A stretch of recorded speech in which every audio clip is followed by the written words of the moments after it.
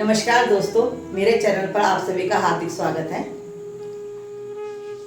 पिछली कड़ी में हमने जन्म कुंडली के 12 भावों के बारे में विस्तार से चर्चा की थी।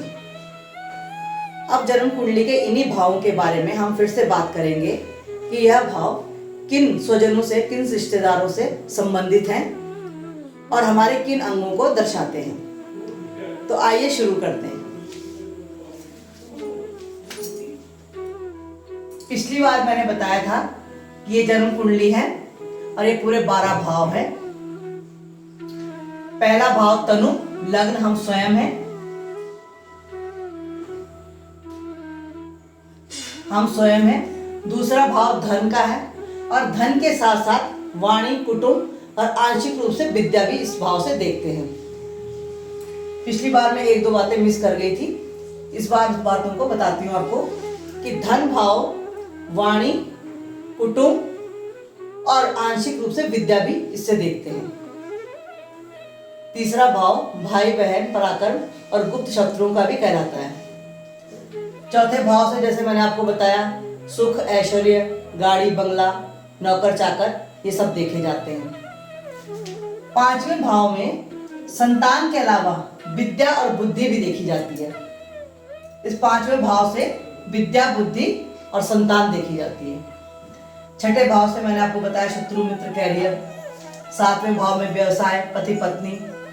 8वां भाव हमारा शोध कार्य का हो गया, मृत्यु का हो गया, आयु का कहलाता है। 9वां भाव धर्म भाव, भाग्य स्थान होता है, यहाँ से हमारे भाग्य के बारे में जानकारी होती है। 10वां भाव हमारा कर्म का, कैरियर का। एकादश हमारा आमदनी का और लाभ का। और 12वां व्यय स्थान होता है, किस किस चीजों में व्यय होगा, कितना व्यय होगा। और विदेश यात्रा भी इससे देखी जाती है। दोस्तों, विदेश यात्रा जो है, छोटी छोटी विदेश यात्रा, एक 7वें घर से भी देखी जाती है, 9वें घर से भी देखी जाती है और तीसरे घर से भी देखी जाती है। और 12वें घर से तो बाहर, दूर, ज्यादा दूर की यात्रा से ज्यादा दूर की यात्रा हम 12वें भाव से देखते हैं। छोटी यात्राएं इन 3 जगह से देखी जाती है। ये मैंने आपको पिछली बार का रिपीट किया। अब बताती हूं मैं आपको कि यह भाव हमारे किन किन संबंधों से जुड़े हैं। पहला भाव हमारा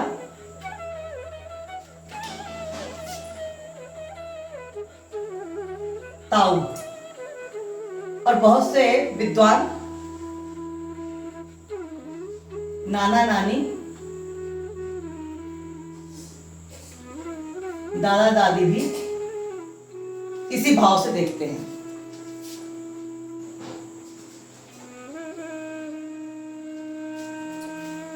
ये संबंध हमारे लग्न से जुड़े हैं, पहले भाव से, प्रथम भाव से। द्वितीय भाव से जैसे मैंने आपको बताया कुटुंब का है। पितृपक्ष भी देखा जाता है।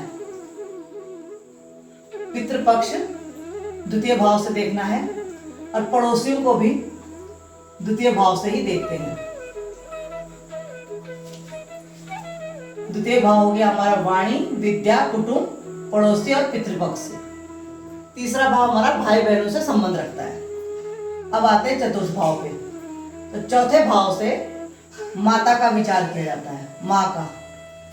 साथ ही ससुर का विचार भी चौथे भाव से किया जाता है।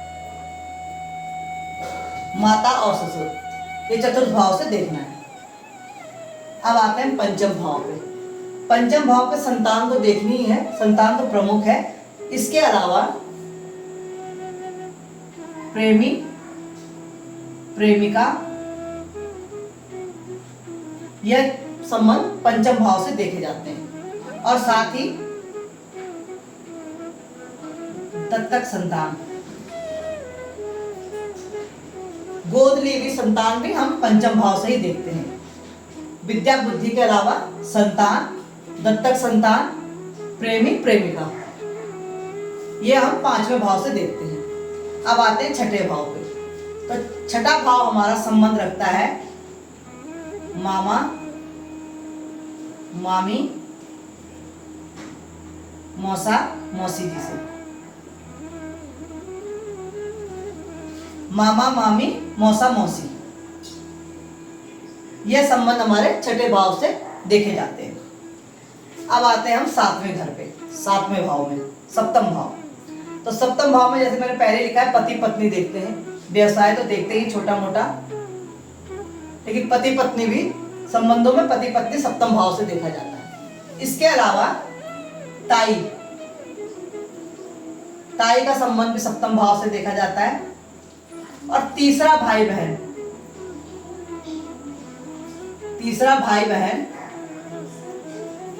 तीसरा भाई भी हमारा यहां से देखा जाता है। हमारा तीसरा भाई है या नहीं, यह भी हम सप्तम भाव से देखते हैं। अब आते हैं आठवें भाव पे। तो आठवां भाव जैसे मैंने आपको बताया, शोध भाव है, शोध कार्य करते हैं इस भाव से, देखते हैं, मृत्यु देखते हैं और आयु देखते हैं। साथ ही संबंधों में ससुराल पक्ष देखा जाता है।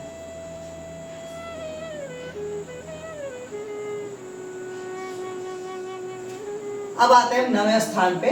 तो नवा स्थान हमारा धर्म का है और भाग्य स्थान है। इससे साला साली बहनोई का विचार किया जाता है इस नवे भाव से। अब चलते हैं दसम भाव में। दसम भाव हमारा कर्म का, कैरियर का भाव कहलाता है। इसमें जो है संबंध देखे जाते हैं पिता, पिता को देखते हैं 10वें भाव से, और साथ ही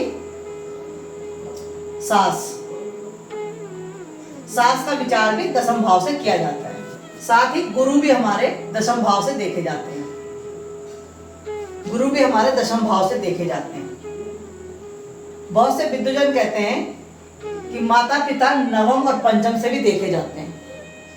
नवम और पंचम से भी माता पिता को देखना चाहिए। और गुरु के बारे में भी बहुत से विद्वजनों का कहना है कि पंचम भाव से भी देखते हैं। इस बारे में मतभेद है, लेकिन अधिकतर जो है यही कहा जाता है कि पिता, सास और गुरु 10वें भाव से देखे जाते हैं। अब आते हैं एकादश भाव में। तो एकादश भाव से देखा जाता है बड़ा भाई, बड़ा भाई, पुत्र वधू, साथ ही दामाद,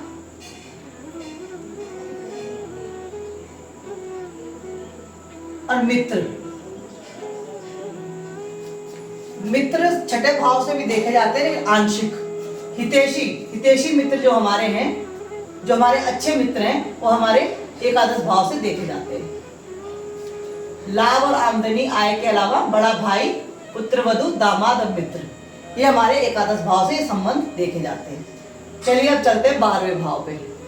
तो 12वां भाव हमारा चाचा और चाची, 12वां भाव हमारा चाचा चाची के संबंध को दर्शाता है। इससे हम चाचा चाची के संबंध को देखते हैं। दोस्तों, छठे भाव में मैंने एक चीज लिखना भूल गई हूँ। छठे भाव हमारा भांजा और भांजी को भी देखते हैं। छठे भाव से हम अपने भांजा भांजी को भी देखते हैं, और 12वें भाव से हम चाचा चाची को देखते हैं। ये मैंने आपको बता दिया, फिर से एक बार रिपीट कर देती हूँ। पहले घर से ताऊ, नाना नानी, दादा दादी देखते हैं। दूसरे भाव से पितृपक्ष देखते हैं, पड़ोसी और कुटुंब। तीसरे भाव से भाई बहन और अपने गुप्त शत्रु। चौथे भाव से माता और ससुर को देखते हैं। 5वें भाव से संतान के अलावा प्रेमी प्रेमिका और दत्तक संतान को देखा जाता है। छठे भाव से मामा मामी, मौसा मौसी, भांजा भांजी देखे जाते हैं। 7वें घर से पति पत्नी के अलावा ताई, तीसरा भाई और प्रेमिका देखी जाती है। और 8वें घर में ससुराल पक्ष देखा जाता है। 9वें घर से साला साली बहनोई देखे जाते हैं। 10वें घर में पिता, सास और गुरु देखे जाते हैं। 11वें भाव से बड़ा भाई, पुत्र वधू, दामाद और मित्र, यह हितैषी मित्र, ये 11वें भाव से देखे जाते हैं। और 12वें भाव से चाचा चाची के संबंध को देखते हैं। ये मैंने आपको सब संबंधों के बारे में, हर स्थान में कौन कौन से संबंध हमारे कारक हैं, ये बताया। तो दोस्तों, आज की जानकारी को यहीं पर विराम देते हैं। अगर आपको मेरी ये जानकारी अच्छी लगी हो तो मेरे चैनल को सब्सक्राइब कीजिए, लाइक शेयर कीजिए। चलिए मिलते हैं अगली जानकारी के साथ।